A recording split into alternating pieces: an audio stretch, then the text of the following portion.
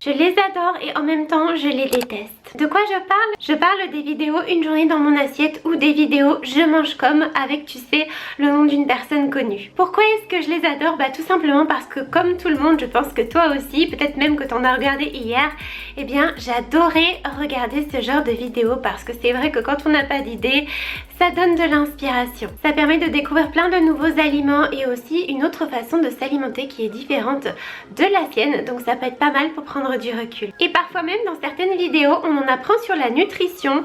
Donc ça peut être vraiment hyper intéressant. Et pourquoi est-ce que je les déteste? Eh bien tout simplement parce que ce sont ce genre de vidéos qui m'ont amené au plus bas de ma vie. D'ailleurs si tu ne me connais pas, moi c'est Flamendra et en fait il faut savoir que j'ai souffert de troubles du comportement alimentaire pendant les 4 dernières années de ma vie. J'ai fait 2 années d'anorexie suivies de 2 années de boulimie et la cause de ces maladies, eh bien c'est justement ce genre de vidéos que j'adorais regarder parce qu'en fait je suis une grande passionnée de nutrition, donc je suis aussi végétalienne et en voulant me renseigner bah voilà, sur les ingrédients, sur les recettes, je suis tombée sur ce genre de vidéos et donc j'arrêtais pas d'en regarder. Et le piège avec tout ça, c'est que YouTube ou même tous les autres réseaux sociaux, ils vont te proposer du contenu similaire à ce que tu aimes regarder. Donc moi comme je regardais beaucoup de vidéos une journée dans mon assiette, et bien YouTube m'en proposait plein d'autres tu sais sur le côté et en fait je passais des heures et des heures à regarder ça. Et à première vue on pourrait se dire que c'est top que les réseaux sociaux nous proposent du contenu similaire à ce qu'on aime regarder, mais en fait c'est pas forcément bien parce qu'on s'enferme comme ça dans un cercle et ça nous permet pas d'ouvrir nos horizons, de nous intéresser à d'autres sujets. Pire encore, comme ça a été mon cas, bah, ça peut mener à une surconsommation de contenus trop similaires qui peuvent après venir dérouter complètement le mental. Et par rapport à ça, j'ai pas envie que d'autres personnes fassent les mêmes erreurs que moi. Et quelles sont ces erreurs? Eh bien c'est tout simplement en fait de copier-coller entre guillemets ce qu'on voit. Typiquement moi c'était ça, il y avait des personnes que j'adorais suivre et du coup comme je les trouvais belles, comme je trouvais qu'elles avaient un mode de vie sain, je me suis dit bah je vais faire exactement pareil. Donc j'ai commencé à copier-coller leurs recettes, leurs quantités. Mais ce qu'il faut bien comprendre, c'est que déjà qu'on montre à l'écran, donc ce que tu vois dans ces vidéos là, c'est qu'une partie, c'est une mise en scène. On ne sait pas ce que la personne a mangé avant, si elle a exactement mangé ça, tu vois, on peut pas savoir. Le problème c'est qu'en regardant ce genre de vidéos, je sais qu'il y a beaucoup de personnes qui pensent que bah c'est ce qu'elles mangent tous les jours, alors que pas forcément, c'est juste une vidéo comme ça et encore une fois très souvent c'est préparé, on prend pas des recettes comme ça à l'arrache, on essaie de faire en sorte que ce soit joli, que ce soit appétissant, mais ça représente pas en fait un menu de tous les jours. Premier piège dans lequel il faut pas tomber, c'est vraiment de copier-coller ce genre de menu tous les jours parce que déjà il faut avoir une alimentation variée, donc il faut éviter de faire tout le temps les mêmes repas.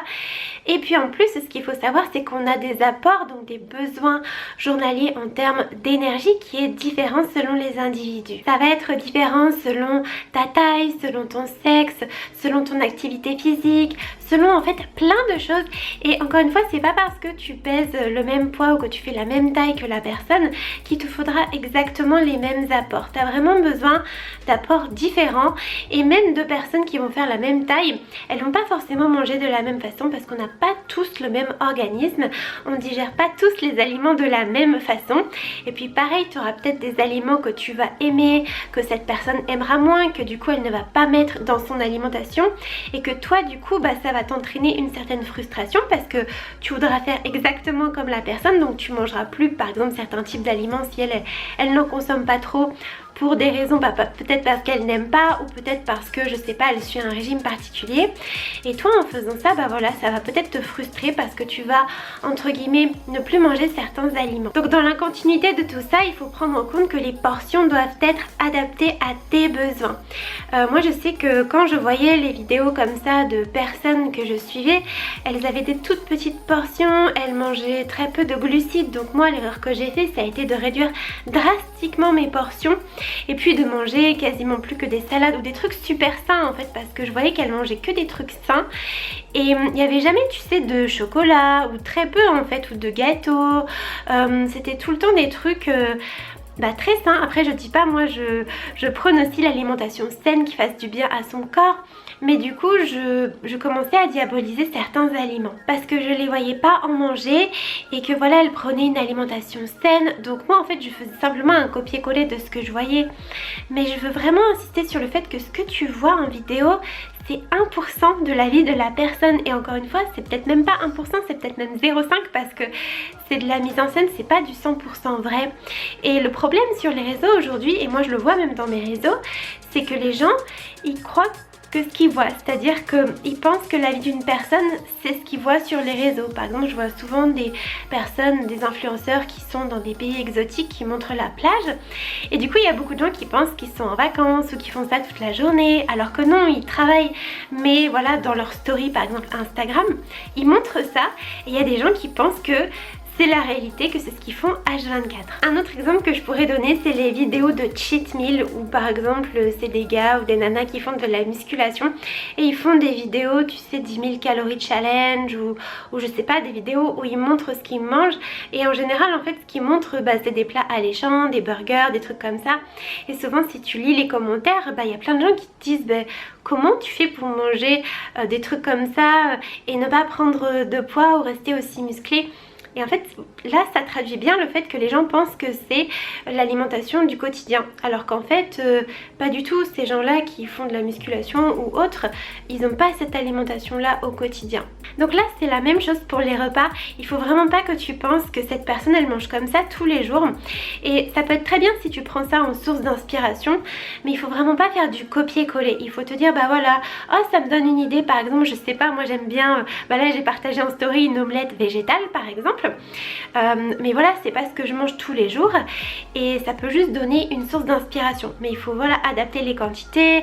Moi j'ai mis des tomates cerises, de la roquette, mais par exemple si t'aimes pas ça, rien ne t'oblige à faire pareil, tu vois. Le fait de vouloir copier-coller, c'est vraiment du mimétisme, c'est ce qu'on fait depuis qu'on est tout petit en fait. Tu sais, quand t'es petit au début, quand t'apprends à vivre, et c'est ce que tu fais, tu copies-colles entre guillemets ce que tu vois. Donc tu vois les adultes se comporter d'une certaine façon, donc l'enfant à cet âge là, ce qu'il fait, c'est qu'il va simplement reproduire ce qu'ils voient. Et on retrouve ça aujourd'hui sur les réseaux sociaux. Il y a beaucoup de gens qui voient des personnes qui ont voilà, un physique qui leur plaît ou un mode de vie qui leur plaît, et ils se disent en fait qu'il suffit simplement de copier-coller ce que les autres font pour que ça marche pour eux. Alors oui, ça peut être une bonne source d'inspiration parce que je pense que on peut apprendre de ces personnes-là. Si elles sont inspirantes, si elles nous inspirent, c'est qu'elles ont des choses à nous transmettre. Mais ce qu'il faut bien comprendre, c'est qu'il faut l'adapter à sa propre vie, parce que le copier-coller, ça ne marche pas, c'est jamais bon. C'est comme, voilà, comme c'était les examens, le copier-coller, tu vois bien que ça marchait pas. Et là c'est pareil en fait. Dans ta vie, tu peux pas copier-coller la vie de quelqu'un d'autre. Et encore une fois, ce que tu vois sur les réseaux, ce n'est pas la vie de quelqu'un d'autre. Donc si tu prends que cette partie-là, tu prends en fait qu'une toute petite partie de la vie de quelqu'un, mais il y a une grosse partie que tu ne vois pas. Donc ça ne marche pas, tu vois, si tu ne prends pas tout en compte. Donc par rapport à mon parcours, j'ai vraiment compris que l'alimentation, c'était quelque chose de personnel, qu'on pouvait vraiment s'inspirer, mais qu'il fallait en fait vraiment faire des tests sur nous. Alors certes, il y a des grands principes, des entre guillemets règles de nutrition, des choses à savoir pour être en bonne santé, mais après il y a vraiment des cas particuliers. Tu vas pas avoir les mêmes goûts que moi, tu as peut-être des intolérances, tu vas aussi avoir besoin d'apports différents, tu ne vas pas digérer certains aliments de la même façon. Donc vraiment, je t'invite à prendre du recul sur ces vidéos. Si aujourd'hui tu copies l'alimentation d'une personne que tu adores et justement tu penses bien faire, eh bien je pense que tu n'es pas sur la bonne voie. Je pense qu'il faudrait vraiment prendre du recul par rapport en fait à cet état d'esprit. Parce qu'en faisant ça, tu n'es pas à l'écoute de toi-même, de tes envies. Et très souvent, quand on veut adopter le même régime alimentaire que quelqu'un, eh bien on va ressentir de la frustration parce que souvent ça n'a pas grand chose à voir avec notre propre régime alimentaire, mais comme on idéalise ça et qu'on se dit que c'est un modèle et que voilà, pour atteindre ce entre guillemets body goal ou pour être comme la personne, eh bien il va falloir faire ce genre de sacrifice. Or c'est absolument pas nécessaire, et d'ailleurs je t'invite aussi à revoir cette notion de body goal. Donc tu sais, c'est le fait de vouloir le même corps que quelqu'un, et souvent c'est ça en fait, c'est qu'on a un idéal, pas forcément le corps mais le mode de vie, et on se dit qu'en prenant la même alimentation qu'une personne, on va avoir les mêmes résultats. Or c'est totalement faux. Et au lieu d'avoir un body goal, moi ce que je t'invite à faire, c'est d'avoir un mind goal. Alors qu'est-ce que ça veut dire mind goal? C'est en fait, au lieu d'avoir envie d'avoir le corps de quelqu'un, essaie plutôt de comprendre son état d'esprit, de comprendre sa démarche, si elle t'inspire, et vraiment au lieu d'avoir un objectif physique, et plutôt un objectif mental. Parce que vraiment, je peux te le dire, pour être passé par des troubles du comportement alimentaire, le plus important, c'est le travail mental. Alors certes, l'alimentation, ça joue un énorme rôle sur comment tu vas te sentir, etc. Mais en fait, tout le travail, il est d'abord à faire dans la tête parce que pour bien s'alimenter, il faut déjà avoir fait tout un travail à ce niveau-là pour avoir un pourquoi qui est fort et comprendre voilà pourquoi tu vas manger plus ça qu'autre chose. Et faire ce travail d'introspection, apprendre à bien te connaître, savoir qu'est-ce que tu aimes comme aliment, qu'est-ce qui te fait du bien, etc. Ça va justement te permettre d'améliorer ton alimentation. Et c'est pas en allant copier l'alimentation de quelqu'un d'autre que ça va t'aider. C'est seulement en faisant un travail sur toi-même, sur vraiment qu'est-ce que tu aimes manger, dans quelles conditions tu te sens bien, quel est ton état émotionnel au moment où tu manges. Tu vois, toutes ces questions que peut-être tu ne te poses pas aujourd'hui, mais vraiment je t'assure, elles sont essentielles à te poser et tu verras que si tu le fais, ça va vraiment t'aider à faire des bons choix, à être plus aligné avec toi-même au quotidien et aussi avoir une alimentation de meilleure qualité. Et c'est pour ça que j'aime pas trop ce titre de vidéo je mange comme un tel, parce que du coup ça incite tellement les gens à faire pareil en fait. Quand une influenceuse dit je mange comme bidule, enfin voilà, j'ai pas d'exemple, ben tu vas te dire ok, vu qu'elle l'a fait, moi aussi je vais tester. Puis en plus en général ils disent oh c'est pas mal, voilà. Donc effectivement ça permet de découvrir des choses, mais encore une fois, je sais que pour certaines personnes ça va être ok, mais pour d'autres elles vont vouloir refaire la même chose et j'insiste, ce n'est pas la solution. Donc si aujourd'hui tu regardes ce genre de vidéo, je t'invite à faire ce travail. Est-ce que véritablement ça t'apporte de l'inspiration et ça t'apporte donc du positif, tu trouves plus d'idées de recettes et ça c'est top, ou bien est-ce qu'au contraire ça t'incite à vouloir copier ce que la personne fait et tu manges pas exactement ce que tu aurais aimé et donc ça génère de la frustration chez toi. Si ça génère de la frustration, c'est que voilà, le message que te renvoient ces vidéos là n'est pas forcément bon. Alors ce que tu peux faire, c'est peut-être t'en éloigner pendant un temps ou bien faire ce travail d'introspection. Moi je t'invite vraiment à le faire et peut-être que plus tard, voilà, en re-regardant ce genre de vidéos, eh bien tu sauras en retirer le positif. Mais à l'heure actuelle, peut-être que ça a un effet plutôt négatif sur toi sans même que tu t'en rendes compte, parce que tu te dis que tu fais bien en voulant simplement manger sainement, donc comme toutes ces vidéos que tu peux voir. Je t'invite à rejoindre les membres de ma lettre privée. Donc en fait ma lettre privée, c'est un petit mail que j'envoie très régulièrement avec plein de conseils pour bien nourrir ton corps et ton esprit. Et en plus quand tu t'inscris, tu reçois mon petit e-book de recettes vegan. Donc n'hésite pas, c'est le premier lien dans la description.